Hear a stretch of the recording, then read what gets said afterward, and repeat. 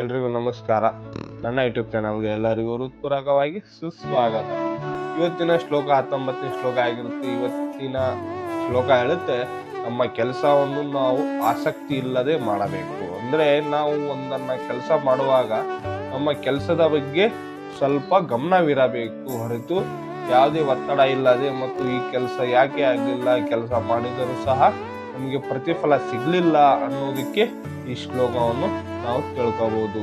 ಮತ್ತು ಈ ಶ್ಲೋಕ ಹೇಳುತ್ತೆ, ನಮ್ಮ ಜೀವನ ಶೈಲಿ ಅಂದರೆ ನಾವು ಯಾವುದೇ ಒಂದು ಅಂತ ಬಂದಿದಾಗ ನಾವು ಆ ಕೆಲಸದ ಬಗ್ಗೆ ಒಂದು ಅಪರೂಪದ ಕೆಲಸ ಅಂತ ಬಂದಾಗ ಅದನ್ನು ಆಸಕ್ತಿ ಇಲ್ಲದಂಗೆ ಅಂದರೆ ಕೆಲಸ ಮಾಡಬೇಕು, ಒಂದು ಒಳ್ಳೆಯ ಅಭಿಪ್ರಾಯದಿಂದ ಕೆಲಸ ಮಾಡಬೇಕು. ನಮ್ಮ ಕರ್ತವ್ಯ ಬಗ್ಗೆ ನಾವು ಮಾಡಿದರೆ ಮುಂದಿನ ದಿನಗಳಲ್ಲಿ ನಮಗೆ ಒಂದು ಪ್ರತಿಫಲ ಸಿಕ್ಕೇ ಸಿಗುತ್ತೆ ಅನ್ನೋದಕ್ಕೆ ಈ ಶ್ಲೋಕನೇ ಕಾರಣ.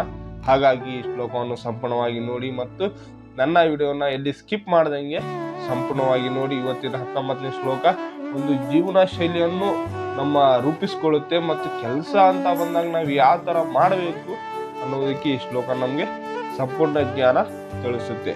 ಹಾಗಾಗಿ ಈ ಶ್ಲೋಕವನ್ನು ಸಂಪೂರ್ಣ ನಿಷ್ಠೆಯಿಂದ ನೋಡಿ, ಯಾಕಂದರೆ ಈ ಶ್ಲೋಕ ನಮ್ಮ ಜೀವನ ಶೈಲಿ ಬದಲಾಯಿಸೋದ್ರಲ್ಲಿ ಒಂದು ಒಳ್ಳೆಯ ಅಭಿಪ್ರಾಯ ಆಗಿ ನೋಡಬಹುದು. ಹಾಗಾಗಿ ಈ ಶ್ಲೋಕವನ್ನು ಸಂಪೂರ್ಣವಾಗಿ ನೋಡಿ. ಬನ್ನಿ 19ನೇ ಶ್ಲೋಕ ಏನಿದೆ ಅಂತ ತಿಳ್ಕೊಳ್ಳೋಣ.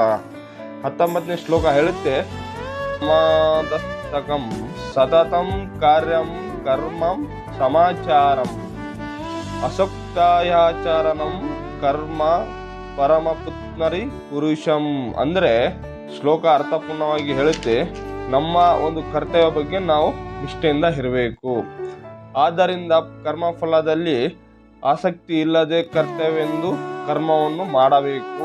ಅನಾಸಕ್ತ ಕರ್ಮದಿಂದ ಮನುಷ್ಯ ಪರಮವನ್ನು ಹೊಂದಬಹುದು. ಅಂದರೆ ಈ ಶ್ಲೋಕ ನಮಗೆ ಹೇಳುತ್ತೆ, ನೀವು ಆಸಕ್ತಿ ಇಲ್ಲದಂಗೆ ಅನಾಸಕ್ತಿಯಿಂದ ಕೆಲಸ ಮಾಡಿದರೆ ನೀವು ಅವರಿಗೆ ನೀವು ನಿಮ್ಮ ದೃಷ್ಟಿ ಮೂಲಕ ನೋಡಬಹುದು. ಎದಕ್ಕಂದ್ರೆ ಅವರು ಹೇಳಿದ ಪ್ರಕಾರ ನೀವು ಏನನ್ನಾಗ್ಲಿ ಆಸಕ್ತಿ ಇಲ್ಲದಂಗೆ ಕೆಲಸ ಮಾಡಿದರೆ ಸದಾ ಕಾಲ ನಿಮಗೆ ನಾನು ಒಂದು ಒಳ್ಳೆ ಅಭಿಪ್ರಾಯ ಆಗಿ ದೇವತಾ ಆಗಿರ್ತೀನಿ ಮತ್ತು ದೇವತೆಗಳಲ್ಲಿ ಒಬ್ಬನಾಗಿರ್ತೀನಿ ಅನ್ನೋದಕ್ಕೆ ಈ ಶ್ಲೋಕ ನಮ್ಗೆ ಅರ್ಥಪೂರ್ಣವಾಗಿ ತಿಳಿಸುತ್ತೆ.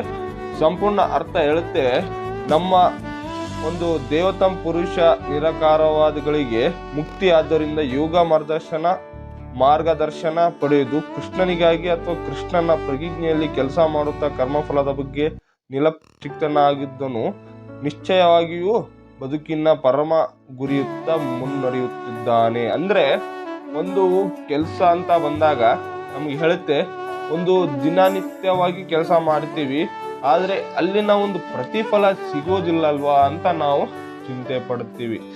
ಅಂದಾಗ ಶ್ರೀ ಕೃಷ್ಣ ಪರಮಾತ್ಮ ಅವರು ಹೇಳ್ತಾರೆ, ನೀನು ಒಂದು ಒತ್ತಡದಿಂದ ಅಂದರೆ ನನಗೆ ಪ್ರತಿಫಲ ಸಿಕ್ಕಿಲ್ವಾ ಅಂತ ನೀನು ಒಂದು ನಿನ್ನ ಒಂದು ಮೆದುಳಿನಲ್ಲಿ ನೀನು ಫಿಕ್ಸ್ ಮಾಡ್ಕೊಂಡಿದ್ರೆ ಅದು ತಪ್ಪಾಗಿರುತ್ತೆ. ನಿನ್ನ ಅಲ್ಲಿ ಒತ್ತಡ ಹಾಕೋದಕ್ಕಿಂತ ನಿನ್ನ ಗುರಿಯ ಮೇಲೆ ಒತ್ತಡ ಹಾಕು. ನಿನ್ನ ಗುರಿಯ ಮೇಲೆ ನೀನು ನಿಷ್ಠೆಯಿಂದ ಕೆಲಸ ಮಾಡು, ಅಲ್ಲಿ ನಿನಗೆ ನಾನು ಪ್ರತಿಫಲ ಖಂಡಿತ ಕೊಡ್ತೀನಿ. ಮತ್ತು ನಿನ್ನ ಕರ್ತವ್ಯವನ್ನು ನಿರಂತರವಾಗಿ ಮಾಡು, ಎಲ್ಲಿ ಕೂಡ ಸ್ಟಾಪ್ ಮಾಡಬೇಡ. ಅದು ಏನೇ ಇರಲಿ, ನಿನ್ನ ಪ್ರಪಂಚದಲ್ಲಿ ನೀ ಇರೋವರೆಗೂ ಕರ್ಮವನ್ನು ಮಾಡ್ತಾನೆ ಇರು. ಯಾಕೆಂದರೆ ಒಂದು ಕರ್ಮದಿಂದನೇ ಎಲ್ಲ ಚೇಂಜ್ ಆಗಬಹುದು ಅನ್ನೋದಕ್ಕೆ ಈ ಶ್ಲೋಕನೇ ನಮಗೆ ಸಂಪೂರ್ಣವಾಗಿ ಜ್ಞಾನ ತಿಳಿಸಿದೆ. ನಮ್ಮ ಜೀವನಕ್ಕೆ ಏನು ಸಂಬಂಧ ಅಂದರೆ, ನಾವು ಕೆಲಸ ಅಂತ ಬಂದಾಗ ಕೆಲಸದಲ್ಲಿ ತೊಡಗ್ಬಿಡ್ತೀವಿ, ಕೆಲಸದ ಬಗ್ಗೆ ನಮಗೆ ಆಸಕ್ತಿ ಇರೋದಿಲ್ಲ. ಆದರೆ ಕೆಲಸ ಹೇಳುತ್ತೆ, ನೀನು ನನ್ನ ನಿಷ್ಠೆಯಿಂದ ಮಾಡು. ಅಂದರೆ ನೀನು ಕೆಲಸ ಮಾಡೋದರಿಂದ ನಿನ್ನ ಜೀವನ ಶೈಲಿ ನಾವು ಬದಲಾಯಿಸೋದಕ್ಕೂ ಸಿದ್ಧನಾಗಿರ್ತೀನಿ ಅಂತ ಕೆಲಸ ಹೇಳುತ್ತೆ. ಹಾಗಾಗಿ ಯಾರೇ ಏನೋ ಒಂದು ಕೆಲಸ ಮಾಡ್ತಿದ್ದೀರ ಅಂದರೆ ಆಸಕ್ತಿ ಇಲ್ಲದಂಗೆ ಕೆಲಸ ಮಾಡಿ. ಯಾಕೆಂದರೆ ಕೆಲಸ ಅಂತ ಬಂದಾಗ ನಾವು ಹೇಳೋದು ಒಂದೇ, ನಮ್ಮ ಕೆಲಸದಲ್ಲಿ ನಾವು ತೊಡಗಿರಬೇಕು ಹೊರತು ಯಾವುದೇ ಒಂದು ಚಿಂತೆಯಲ್ಲಿ ಕುಳಿತುಕೊಳ್ಳಬಾರದು. ಹಾಗಾಗಿ ಈ ಶ್ಲೋಕವನ್ನು ನಿಮಗೆ ಸಂಪೂರ್ಣ ಅರ್ಥ ಆಗಿದೆ ಅಂತ ನಾನು ಭಾವಿಸ್ತೀನಿ. ಮತ್ತು ಇವತ್ತಿನ ಶ್ಲೋಕ ನಾನು ಇಲ್ಲಿಗೆ ಮುಕ್ತಾಯಗೊಳಿಸ್ತೀನಿ. ಒಂದು ಶ್ರೀಕೃಷ್ಣ ಪರಮಾತ್ಮನ ಒಂದು ಶ್ಲೋಕ ಮತ್ತು ಜಪ ಹೇಳಿ ಇಲ್ಲಿಗೆ ಮುಕ್ತಾಯಗೊಳಿಸ್ತೀನಿ. ಬನ್ನಿ ಆ ಶ್ರೀಕೃಷ್ಣನ ಶ್ಲೋಕ ಮತ್ತು ಜಪ ಏನಿದೆ ಅಂತ ತಿಳ್ಕೊಳ್ಳೋಣ. ಓಂ ಕೃಷ್ಣಾಯ ವಾಸುದೇವಾಯ ಹರಿಯೇ ಪರಮಾತ್ಮನೇ ಕ್ಲೇಶನಾಶಾಯ ಗೋವಿಂದಾಯ ನಮೋ ನಮಃ ನಮೋ ನಮಃ. ಹರೇ ಕೃಷ್ಣ ಕೃಷ್ಣ ಕೃಷ್ಣ ಹರೇ ರಾಮ್ ರಾಮ್ ರಾಮ್ ಹರೇ ಹರೇ. ಎಲ್ಲರಿಗೂ ನಮಸ್ಕಾರ.